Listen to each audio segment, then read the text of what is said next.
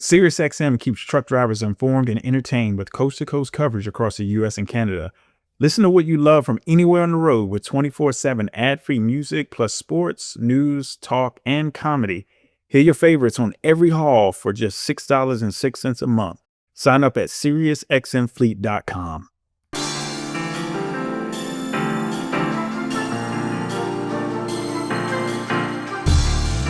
Welcome to The Long Haul, the podcast dedicated to empowering small carriers and owner-operators to drive their business forward. I'm your host, Adam Wingfield, bringing you insights from industry leaders, real-world success stories, and strategies to help you navigate the road to profitability. Whether you're just getting started or looking to take your fleet to the next level, this is the show where trucking meets opportunity. So buckle up, it's time to go the distance. Welcome back to The Long Haul, the show where we go beyond the headlines and get into the real stories, real strategies, and real lessons from the real people who are moving the industry forward. I'm your host, Adam Wingfield, and whether you're behind the wheel, you're in the office, or you're just trying to figure out your next move in this business, this podcast is built and designed for you. This episode is powered by our partners at SiriusXM, the platform that keeps carriers connected, informed, and entertained, whether you're running solo operations or managing a growing fleet. We appreciate their support in bringing these conversations to life. Today's guest, I'm excited to be beside the glue guy. And it's the guy that I really want you to pay close attention to it. He's been sitting in a different seat, and sometimes you want to consider it the hot seat. But today's episode is really peeling back the curtain and really seeing what it goes on behind that broker seat. So let's get into it. As always, take what you hear, apply it, run your business like you got something to protect. Welcome to the show today. Broker Insights with Mr. Coleman Ruffin. Coleman with Talent Solvers. What's up, Coleman? Hey, Adam, it's good to be here. And you hit the nail on the head. One thing that I'm hoping that we're going to be able to provide to some of the smaller carriers, owner-operators that are out there is just value. If we can provide any kind of value, then that's a huge win on our part. So I appreciate you having me on. No, I love having you there. And, I met you, I think it's been a couple of years now I've had the opportunity to meet you through the summit and obviously in your work out in the industry. Let's go back a little bit though. Let's take you before the Talent Solvers times. I want to go back to, you worked for, I don't know, you guys want to consider the largest 3PL in the world. You spent some time with C.H. Robinson. So let's go back there and just kind of tell us a little bit about your journey back then. What did that time, that brokerage teach you about the real inner workings of freight? Yeah, it taught me, I would say, everything that I really know today. It really set that foundation. And working for a large broker like that was a phenomenal experience. Now in a smaller company, I like to get the feel for both, but it was great. And it kind of fell into my lap straight out of college. So I was going to school at DePaul University in Chicago.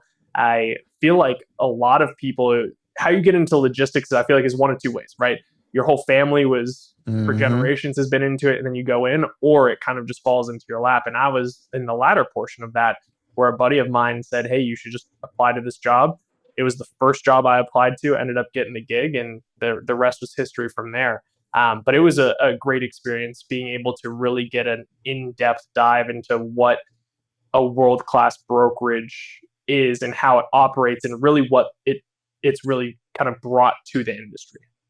So, what was your very, very first role when you walked into that glass door of the largest brokerage in North America? What was that first assignment? Say, okay, Coleman, this is what you get to do. Yeah. So it was interesting how they had things set up. And I was very fortunate to be able to wear several different hats during my tenure while working there. But the very first day is that they had a pretty intensive training program, which was amazing, right? Like they expose you to multiple facets of the business, get your hands dirty. But my first role and what I was hired on to do was be an account executive. So I know you had Dan Lindsay on this podcast, founder of the Brokerage Summit. He was talking about some of his days working at a big brokerage, and I was in a very similar seat where I was doing the 100 cold calls a day and getting hung up on and yelled at and all of that fun stuff, which was definitely a grind. But I think it builds some resiliency, which is something that I really think that and genuinely think that you need in this industry. But I was there to bring in new business, and I was fortunate enough to be fairly successful in that seat until the next opportunity within that company came to be. But yeah, I was the person where you're getting that random call that you don't know the phone number, trying to solicit you some business. That was me for about 2.5 years there.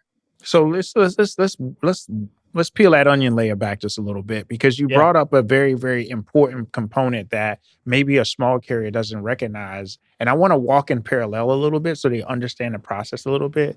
That account yeah, executive, you're literally going through a Yellow Pages back then, Google, and you're looking for shippers, and you're calling 100 or more a day just so you can get the opportunity to have a conversation and potentially work business. Am I right or wrong? that's 100% it. That's literally it. And I was even going to Google Maps and looking at just anything, any warehousing area that had trucks outside of it. I'm like, oh, I'm going to give them a call and just Yeah. see what we can kind of peel back there. But you know, and you know, and I want to make a point here, and we're going to dig in a lot more as we go. But you made 100 calls a day. If I'm a Yeah, small carrier or owner operator and I'm trying to book freight, my competition is making 100 calls every single day, 5 days of the week. Well, you know, most of them, you got 5 days a week. So, and yep, that's just you. And there's account yeah, executives do it. So, couldn't imagine the volume of, and that's what I'm saying. Like when it comes down to, as a small carrier, they may not see that that's part of the process. A lot of folks think that it's just like, hey, they got loads that they throw on the load board and they're making, 30, 40% margins on them, but they just don't see that part. yeah. And you can look at it in one of two different ways. So you kind of brought it up where it could be thought of as competition, right? In our office alone, we had, I think, 1,200 people. Now, was everybody an account executive? No. But that's just giving you the sheer volume and idea of what our office in and of itself was just doing. And I think that where this comes into play and in tandem with small carriers and owner operators is that you should look at brokerages or should be able to hopefully find brokerages that have a good reputation and brand that are really an extension of your business. Because the second that you as an owner operator are having to sit there and do 100 cold calls to land one client and you do that day in and day out, that's a huge time suck. And there's already so many inefficiencies where drivers and owner operators and carriers aren't getting paid for the time, whether they're sitting there in detention or dwell or whatever it might be. You need to be as efficient and effective with your time as you can.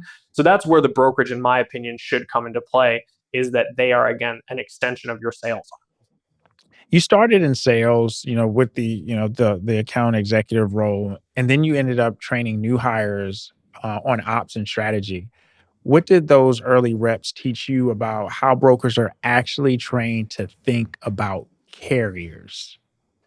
Yeah.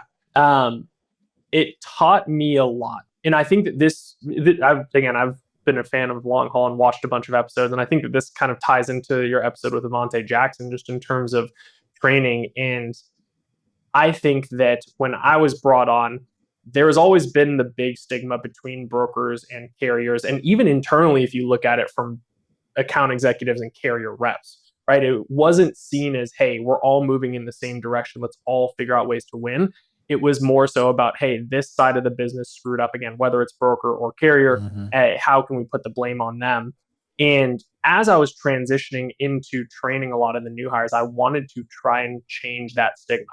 So something that we had a very large emphasis on, and again, Avante did a phenomenal job of touching on it when you were interviewing with him, but really getting in depth and understanding the full life cycle of what your role does and how it affects everybody else in the business. So you even touched on it when you were talking about carriers not necessarily maybe knowing that I, just as an account executive, to get one load and making 100 cold calls. But if you start to understand the different pieces of this puzzle, everything gets really put together and you can understand and empathize where the other side of the business is coming. So I would say, at least when I transitioned more into that L&D side of things, yes, my job was to set people up for success in terms of setting that foundation. But it was really more so about understanding where their job and role fit into that entire picture, because then you can really empathize with others. So we had a big emphasis on putting people through every facet of the business. So even if you were coming on just as an account executive, Mm. we made sure you sat in that carrier sales seat. We made sure that you did tracking and tracing calls so you can understand what you're doing, how it trickles down to everybody else. So it was a really big picture type of idea. So let's get into it. What's something that brokers know internally that most carriers have no clue about when it comes down to it? That, you get on the phone with a caller and it's just something that a broker knows that internally that most carriers have no clue about. Yeah, I would say it's really everything behind the scenes. In right, like we were kind of just talking about it, but you can talk to me, right? If you're a carrier and you need help with getting a delivery appointment or something, hey, call me. I'm your point of contact.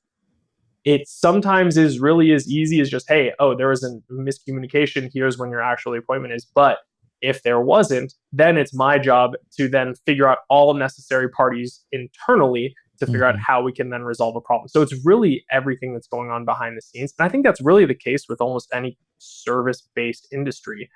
Would it be, it would be awesome if you can just call one person and then the problem's always resolved. But there's usually so many different people that are involved with that process. And again, if we're looking at it from a broker standpoint, if I'm a carrier, I call my carrier rep for some issue that's going on. That carrier rep then needs to log it within the system, needs to reach out to the account management team who usually owns the relationship with the customer. Maybe there's another internal person that owns a relationship with the warehouse to get things resolved. So there's so many different moving pieces.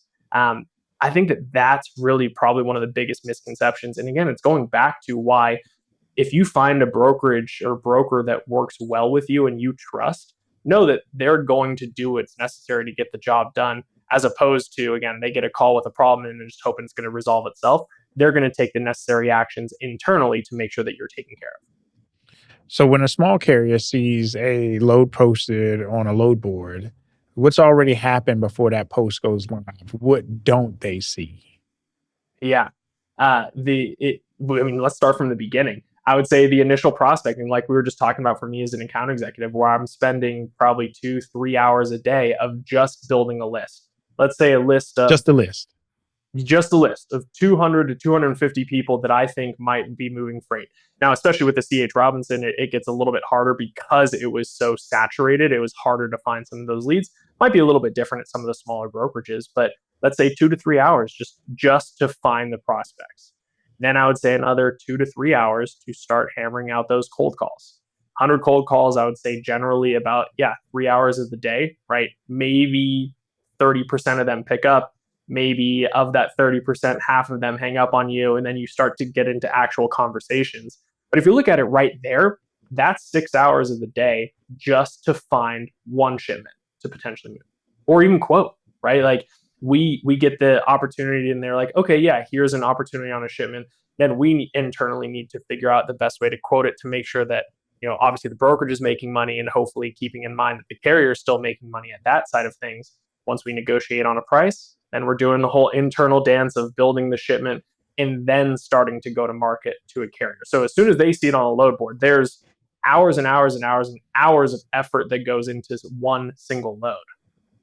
And you train brokers on how to build books of businesses as well. How much of that training focuses on maximizing spread? So that's where how should carriers really kind of approach that when they're negotiating their rates? Yeah. So what I would say is maximizing spread to making sure that everybody is still operating effectively and everybody's happy. That is a very, very hard line to walk, right? How I always recommended it to people is yes, utilizing the tools that we have to see what the market is dictating. But I think it goes just as important externally as it is internally. But for me as an account executive, what I would try to do is before I would even quote any shipments, I would look at our internal carriers and internal carrier partners of ours, Mhm. and then I would go to market to them. And I would say, hey, Adam, you're a carrier rep at CH Robinson. I know that you've run this lane with a couple different carriers before. I want to make sure that we are doing right by them while still doing right by us at the same time. How can we get this business to make sure that your carriers are happy, that you're happy, and our customers happy? So I would always recommend to try to do everybody's due diligence to actually understand what it's going to take to move a shipment before just throwing out a random number. Because the second that you say, "Oh yeah, we can get this Chicago to Atlanta shipment done for $1,500," and then we get the load posted and it's actually dictating $1,700 or $1,800. It makes you look bad to your customer, but then also it gives us as the brokerage a bad reputation to carriers. Because if you're a carrier on the load board and you see, man, this is way under market, these guys are trying to gouge us the prices or whatever it is, it's just a bad look overall. So really making sure to hammer home those relationships and start building out that internal network and external network for that matter to make sure that you're doing things appropriately. And now, what role does a carrier's behavior, performance play behind the scenes when it comes down to whether they get consistent freight, they're getting cut off? Yeah, what does that tie into? I would say that is almost everything. Everything. Service, yeah, service and reliability is at the core of any service-based industry, right? If you aren't reliable or not good with communication, that's something that's obviously you need to fix in order to start earning additional freight.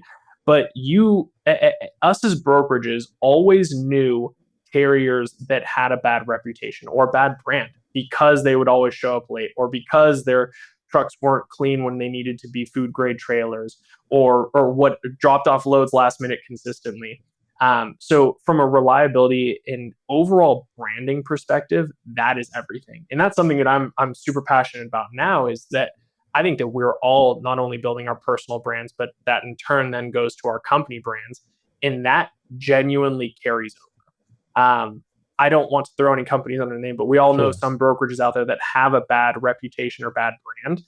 And I mean, I know that you probably know this too. There are carriers that will never work with them again Yeah. because of whatever happened and that reputation that they've built. So I would say the coin gets flipped on both sides. As a carrier, if you're reliable and you communicate well, I think that it's going to do night and day difference for your business in making sure that you're getting that repeatable freight. So what are some of those quiet signals when you think about it? And brokers are obviously they're using vetting tools these days. You got your carrier Yep. 411s, your carrier assures, your highways.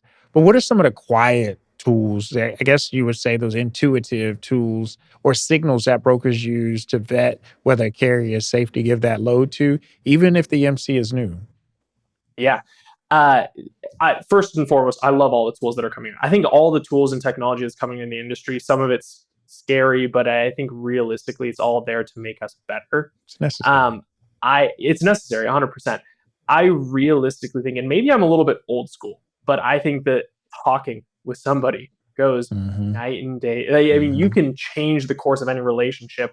And I know you had, I think his name was Brian Woodard on the show too, and he talked about the impact of a broker carrier summit. But getting face to face time, or even just on a call, to understand where somebody's coming from and what's a little bit outside of just what a report is showing you is the biggest differentiator. And I think that again, this goes back a little bit to your personal brand, right? If I mean, not to say that I have a game changing personal brand or anything like that, but with a lot of people in our industry, if I reached out to them and said, "Hey, I need help with this," or "I wanted to pick your brain on this," they probably have seen or heard of me again, whether it's at Broker Carrier Summit or just something posting online. It just helps add some additional credibility. So going back to your original question in terms of what are some of those things that happen outside of just again the highways carrier shares that are Yeah. out there is truly building up your brand, and that is something that's going to help add reputation to you but also just help separate yourself from some of the competition that's out there and hopefully again earn more or earn additional business when that time comes. And I love the fact that you said separate yourself from your competition because what many carriers don't realize is that your competition is truly the next small carrier that's beside you that's bidding on the same exact freight. What makes you different than the next carrier is really, really important to set yourself up amongst the others. So truly, Yep. from your perspective, looking at it from your experience, being in that broker seat, what separates those carriers who get repeat business that broker might reach out and say, "Hey, I got a dedicated lane that's coming up. I'm gonna call Adam first because" what is Yeah. that separates those carriers who get that from the ones that just get one and dones, or you call in, you get a load, or there's nothing to it? What's the secret sauce? Yeah, there are so many things that I can point to, and I think that it really is a culmination of several. But if I was going to say one thing, And this seems so intuitive and so simplistic that I almost hate to say it, but it really comes down to communication, right? If the second that communication falls apart from a carrier to a broker, from a broker to a carrier internally at brokerages, that's when everything falls apart. If anything happens during transit, if you just give them a call, we can plan accordingly as long as we're in the know. A perfect example for this, one of the first kind of high value shipments that I earned when I was in my young buck days over at Mm-hmm. Robinson. It was a Saturday pickup, Saturday delivery. It was a hot shipment that needed to get out, and I worked with a carrier who I'd never worked with before. I was doing everything at this point. And I think I get a call at, must have been 10:30 or so on that Saturday, about 2 hours after he picked up, and he said, "Hey, Coleman, I got a problem.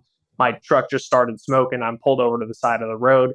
This is where I'm at. This is what's going on. I got these parties involved." And I said, "Hey, first and foremost, are you good?" Like, I wanted to make sure he was safe. Yeah. But I'm like, "Thank you for this, for telling me, because then now I can actually start going behind the scenes and seeing what we need to do.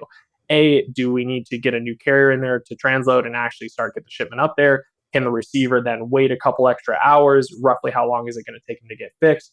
All of this. So at the core foundation of everything that we're doing, communication is that. And if you can keep up with communication to help us as brokers be a little bit more proactive, even though it's technically still reactive, if we can just get ahead of that, that's when it's going to be beneficial to everybody.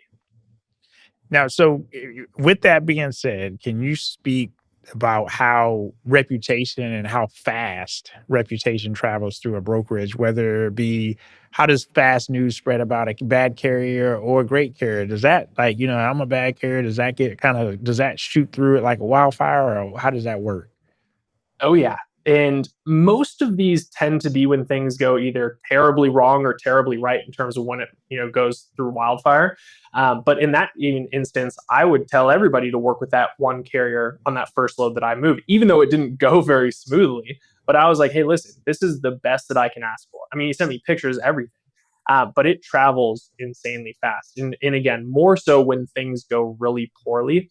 Another great example of that is that of course, this is another one of my shipments. I promise I had a lot of things that did go well.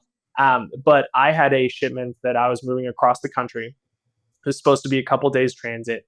And by the time that the carrier is supposed to be at the receiver, I get a call and said that the carrier didn't show up for their delivery appointment.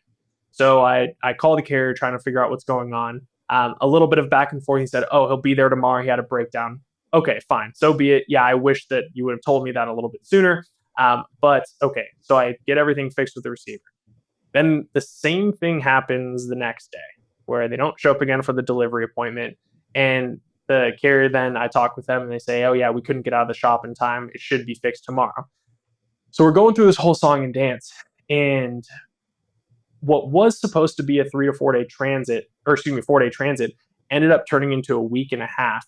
And what we had found out happened is that the carrier, in order to try and save a couple bucks, then took the shipment that I contracted them out to move over the road, and they put it on the rail system. The rail then Mm. broke down halfway across the country, and then that's what was actually taking super long to actually get the rail back, or the train car up and running. And then again, it finally ended up getting there, albeit very late. But that was something that I was telling people internally, like, "Man, what's going on? How did this happen?" So people then were looking for me once the problem actually got solved and the shipment was delivered.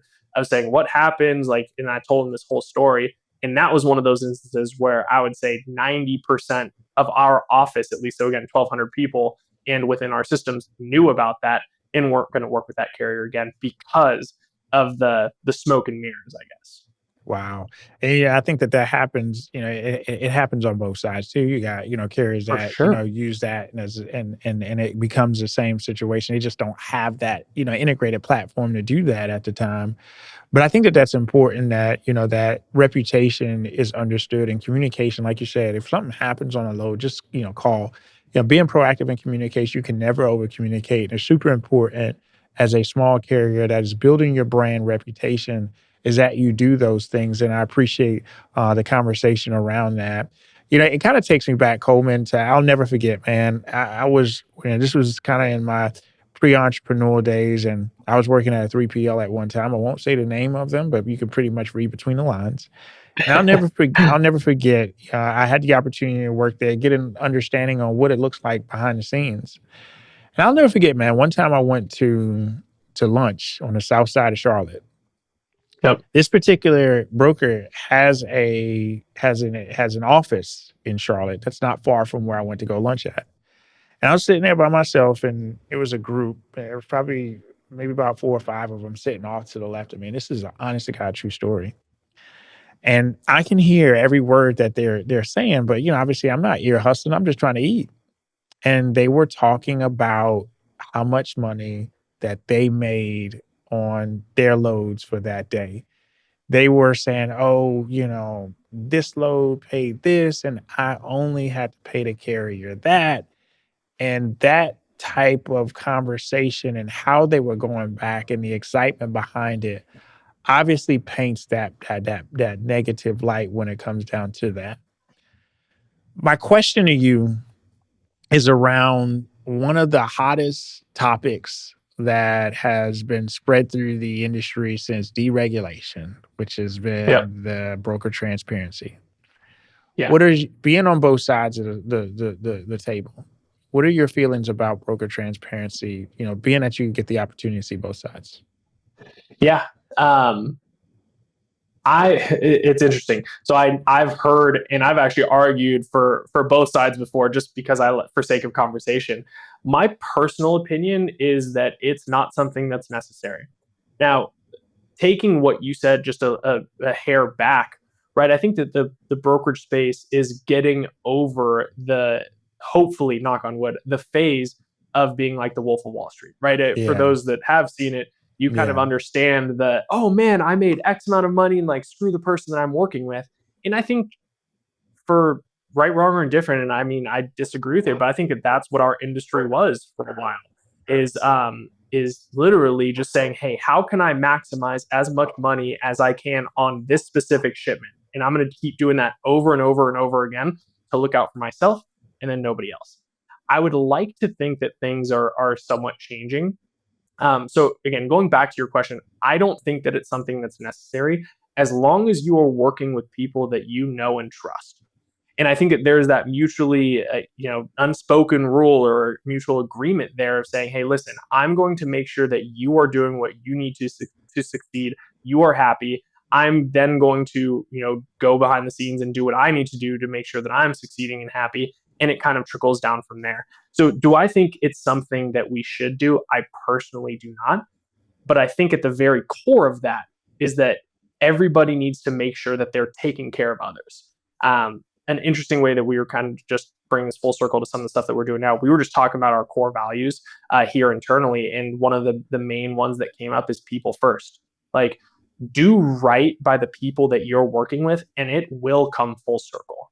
I think that the second that there is broker transparency, it's going to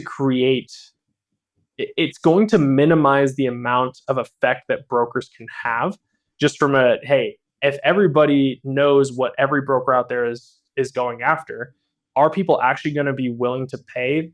Let's say a carrier, maybe a broker makes $150 on a shipment. Are they going to go to the next broker over that's only making $100 on a shipment, that then puts $50 into the carrier's pocket, but then maybe the service isn't as good, the communication isn't there, delivery, pickup appointments aren't set?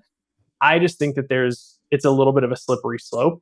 And I think that as long as all parties are happy, my personal opinion is that that's how it should be. And again, I would like to believe at the core of everybody that people want to do good and don't want to take advantage of others.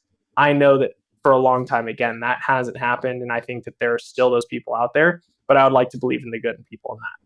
Yeah, that's a great point. And you talked about the whole Wolf of Wall Street approach, and I definitely see the difference in brokerages. Going back to when I operated to now, it's different. It definitely is different. You still have those brokerages that continue to carry that reputation. That's unfortunate. That it's very difficult to transform those reputations because you still have some of these instances festering up. So, what are some ways a small carrier itself can stand out to a broker, even if it's a new carrier or a new broker or new relationships outside of communication, which you mentioned earlier? Yeah, I think it's how to be a true partner, right? And I think that from a carrier and carrier rep perspective, if we're looking internally at a brokerage, everybody should be looking at their carrier partners as just that, as partners. So, as much as a carrier rep should be asking an owner operator and saying, hey, after a shipment is done, what else would you like? Where do you want to go? Like, was this good service? Was that a good rate for you? How can we help continue and grow your business? I realistically think that if a carrier asks that to a carrier rep, that's going to Mm. immediately separate them. And it's going to help in turn grow their business too. But saying, hey, this shipment was great. Are there any more of these that you're doing? Or what other business have you been trying to work on that maybe I can help, actually transport for you to help grow your business? The We talked a little bit about this right when we started on the show. I think that if you go into any conversation trying to add value to somebody else, trying to make their life a little bit easier, that's what's going to help set you apart from everybody else that's out there. So, you as a carrier, next time you finish a shipment, talking with a carrier rep, saying, hey, I just delivered this. Here's some general feedback. What else are you working on? Like, how else can I be of service? That's going to be something that's very different than I think that what a lot of carriers are doing out there. Coleman, you also mentioned in the beginning, you mentioned the part of, personal brands and building your business brand and helping those brands grow. What does building a brand mean in small carrier environments and trucking from a broker's perspective? Yeah, that can really be anything and everything. I know this sounds ridiculous, but you as your brand, the second that you aren't authentic, that's when I think things are going to fall off. I mean, if we're just talking about from my seat and things that I've been served on social media, I mean, I've been served several things of people just doing their normal day-to-day life as a carrier actually. One of them is talking about the struggles of finding, secured parking and like how they lock up their truck every single night because they don't know exactly where they're parked. And again, that's something that's resonated with me. Similar thing. I'm a little bit of a nerd and I love video games, but like I've followed people on social medias about their personal brand being on the road and then playing video games, like in their Mhm. updating just what's going on in their life, talking about how different warehouses treat people and the facilities there. And literally some social media platforms and people built their brand about rating these warehouses. And it's just a day in the life. So when I say building a brand, it doesn't mean, oh man, like this is my business and I'm absolutely crushing it. I think people want to see an authentic person that's there. They want to hear about the struggles. Do they want to hear about the success? Absolutely. But if you look at any good story, no good story doesn't have a struggle. There has to be some sort of struggle. So be authentic when you're building a brand. And it doesn't need to be something that you feel like is going to, I don't know, change the world. It's something that you feel like you're adding kind of to the platform that's out there. So, from your perspective, in your mind, do you think that small carriers see themselves as truly as brands or just trucks? What mindset shift needs to happen for them to grow sustainably? Yeah, I think that most small carriers and owner operators see themselves as trucks. I almost view my social media presence and things like this as me being with my friends, right? Like if you ask any of my friends, they would tell you X, Y, Z about me, and that's what I'm trying to convey to everybody out there. I genuinely think that your network is probably one of the most important things that you can have in any industry. So again, for an owner operator small carrier, it's being authentic and being yourself, but also just trying to get out there a little bit more. And again, I know we've talked a little bit about it before, but the Broker Carrier Summit, that's why things like that are important because you can start to show face and start to say, hey, this is who I am. This is why you'd want to be working with me. So to answer your question again, I think a lot of people see themselves as just, hey, this is my business. This is a truck. I just got to go, go, go, go, go. But sometimes you got to play the long game. And the building the brand is really playing a long game. So, if a small carrier can come inside and sit in a broker's bullpen for 1 week, what do you think would shock them the most? What would be that thing that's like, hey, you know what? If you sat in this seat for a week, what do you think an owner operator would say, wow? What would that be? Yeah. Really quick, conversely, I would say that every broker should go to a carrier as well 100%. and sit in their shoes. Sit in Like the truck. anybody that's not doing that is doing a disservice to the space. Um, Speaking, I guess, from my end, and again, and coming from an office of 1,200 people, if a carrier came into our office and sat there for a week, it would truly blow their mind of just everything that's going on to get to before the point of when a carrier moves a shipment. And again, this is the exact same thing that we talked about, but I just think that when we're talking about broker transparency from a rate standpoint, I don't necessarily agree with that, but I think from a training standpoint, there should be transparency around what's going on throughout the entire process. So somebody comes in, and I'm just thinking about our Chicago Central office. I guarantee the first thing that would happen, and we've had carriers come in and they say, wow, this is insane, right? 1,200 people all on one floor that were just talking, hammering the phones, whatever was going on. I think it would really surprise them to see the true operation that's running behind things. All of the people that it really takes to then trickle down to, again, that one carrier and that one shipment. And if they were there for a week, I guarantee that they would look at things very differently, which would then in turn help their business. Because again, they would see what's going on behind the scenes. I think that they would be empathetic to certain things that are happening, but they would also say, similar to what we were talking about before, of, hey, how can I help continue and grow your business because I was there, I was sitting in your seat, I understand what you're going through. I think really in the end, from not only a knowledge perspective, but an emotional standpoint, empathy is probably one of the biggest things that we can have in our space as well. If you're Absolutely. empathetic for a carrier that is stuck over the weekend and they're trying to figure out where to eat or whatever, if you can help them out for that.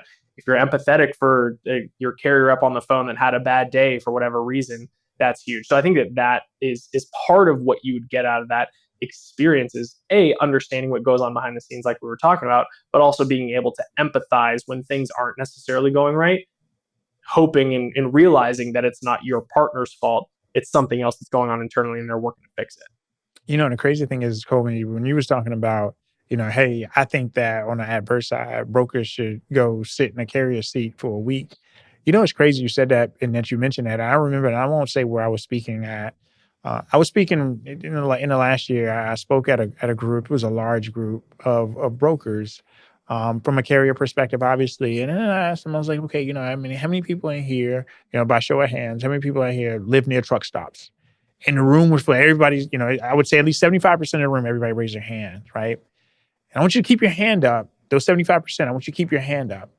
And I want you to keep your hand up. And I want to know everyone who lives by a truck stop ever took a shower inside of a truck stop before. And it was probably 5% of the hands that remained at Yeah. that point. And you talked about empathy and being empathetic. One of the simplest things to be able to communicate better with somebody is to identify what they deal with on a day-to-day basis, right? So the more I Yep. could understand what you go through and the more that I can understand what your day looks like, the more I can have a better conversation with you. And we may not have the same backgrounds, but the more that I try to identify, the better off our conversations and our partnership can become. So for the brokers that are listening to this, if you live near a truck stop, go take a shower. Just go get some shower Oh, yeah. shoes. Go take a hey, you ain't gotta spend a night. That's another story. Yeah. Try spending the night at a truck stop, right? Oh, But yeah. the first step is, man, just go take a shower. See what the driver has to deal with at 5 o'clock when you're done with a long shift and you just want to take a shower. And then there's a wait and you got to sit there and there's so many things that a broker doesn't see. But on the same side, there's a lot of things that carriers don't see too. But Yeah. in order for us Yeah. to better be able to work together, we got to better understand each other, right? 100% agree. And I'll even take it one step prior to going to a truck stop and showering, or again, a carrier sitting in a broker seat. Ask the question. I mean, that's just ask what's going on. Like, Yeah. what was your day like today? And getting just that even surface level understanding of what they're going through helps add to everything that you were just talking about. And I mean, another example of that, of just in the end dealing with humans, and let's put people first. is I remember there was a carrier that got into an altercation with a warehouse, was cursing them out, and the warehouse called our team and was like, "Hey, you need to get this person out of here," yada yada yada. And we talked with the carrier, like, "Hey, what's going on? Like, what happened?" And he's like, this might be a little bit TMI, but he was on the road for a long time. He really needed to use the bathroom, and they refused to let him use the bathroom. And he's like, I literally, I'll let him hear. I'm just sitting here, right? You're unloading my truck. I'm not doing anything. And then it kind of stirred up this whole thing. But right, if you just talk to one party or you didn't understand where the carrier is coming from, I mean, that's a basic human necessity. Yeah. How are we not Yeah. allowing somebody just to use the restroom at a warehouse? So, right, I 100% agreed with the carrier, and they had a policy. I guess it was employees only, but still, at that point, I would prefer not to work with a warehouse like that again, that doesn't see the person for an actual person, not just like, "Hey, this is employees only. You can't utilize our restroom." So I think it's again, taking your comment one step further, is just asking the questions of just what their experience is like, because it'll help add a lot of context to, again, the entire picture. So let's move forward a little bit and tell me about solvers. Tell me Yeah. tell me what you do. Tell us a Yeah. little bit about what that's all about. Yeah, so I would say, if we're going to boil it down to a quick little spiel, we're a retained executive recruitment firm that operates really at the intersection of technology and supply chain.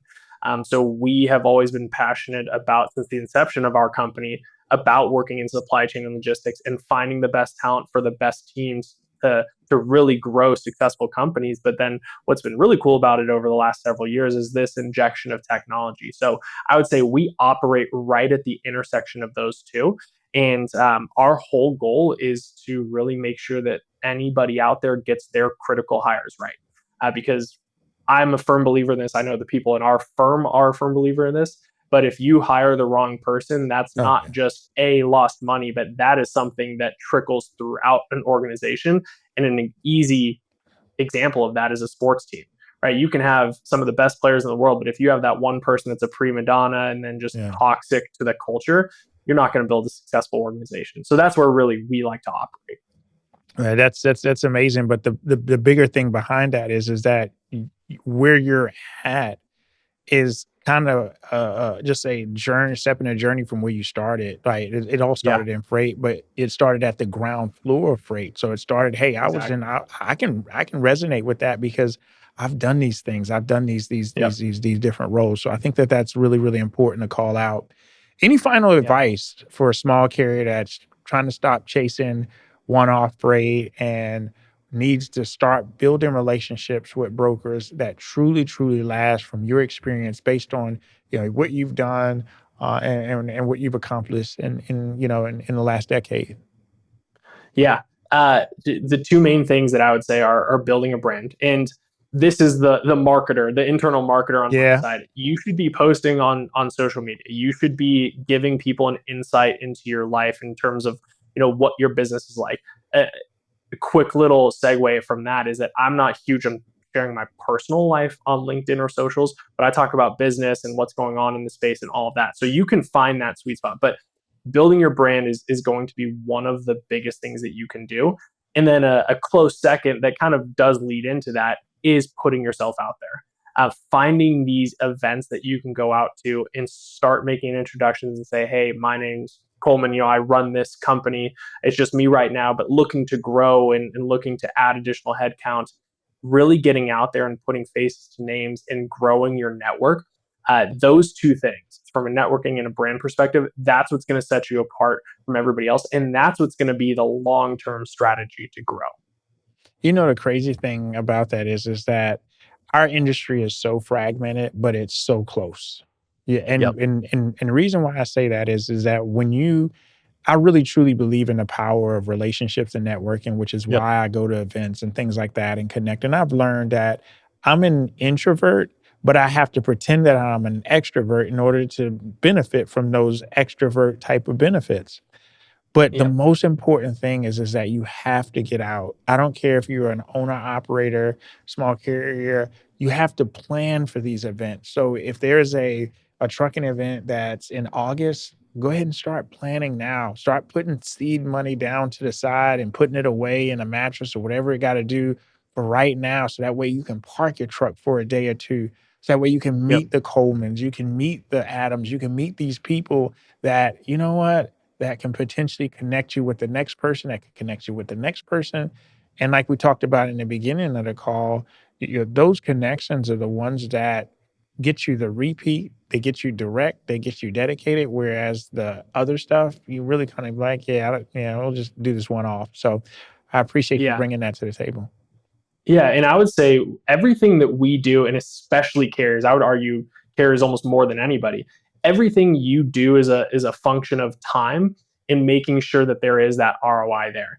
I think that what you just said of putting money aside and spending a day or two off the road, that is probably going to be one of the highest impact ROIs that a carrier can actually do.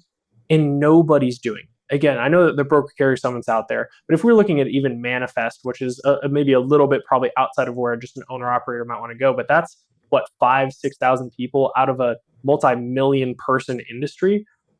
That is a very small percentage of people that are actively going to some of these conferences, actively putting themselves out there, and I can guarantee that it's going to change the game for some. 100%, 100%. And then, here's the thing that, it may be just that one, I might go 3 days and meet one person that completely changed my business, because it's like with anything, any business is one deal away from changing that business. Any decision Very that much you so. make in life is one decision from changing your life. So it's all Yeah. about the power of proximity. And you Yep. are a CEO of a company, whether you're the CEO of a single truck owner operator, you're the CEO of a small brokerage firm, or you're an account executive rep for for one of the largest brokerages in the world. Those relationships matter, and I'm glad that you took the time today and really kind of talked about it, talked about a little bit behind the broker curtain. I really appreciated that conversation, and really had the opportunity to really kind of dig into that. So thank you for so much for the conversation today. Yeah, yeah. Thank you for having me. This stuff is always a blast. Obviously, talking to one of our industry leaders here too. And again, in the end, I hope that one owner operator out there can take at least one piece of value from this conversation, and then it was 100% worth it. And if not, feel free to reach out to me on LinkedIn, or however you want to get in touch with me, and I'll do my best to make sure that I am adding value. Well, you did half of my closing part for me. Oh, How can everybody reach out to you? How can they find you? yeah. So LinkedIn, Coleman Ruffin, that's one of the best. Otherwise, my cell phone number, please don't blow me up with text, but this is it, 925-787-3679, or just Coleman at talentsolvers.com. Those are the three best ways to get a hold. Man, that was awesome. Man, this truly was a great conversation. I really enjoyed our dialogue. Never had the opportunity to kind of talk to you Yeah. that in that depth, and really appreciated that conversation today, Yeah. and hoping that we have these conversations going forward as we go down. So listen, in this conversation today, we talked about relationships versus transactions. We talked about how to bridge the gap. We talked about being your brand, building that growth and getting serious. We talked about the importance of communications and bringing value all together. And most importantly, we talked about separating yourselves from the rest of your competition and how that can take you to the next level. So thank you for joining us, myself and Coleman Ruffin, on this particular episode of The Long Haul. I'm looking forward to seeing you next week. Be safe, be profitable, and until the next time, take care.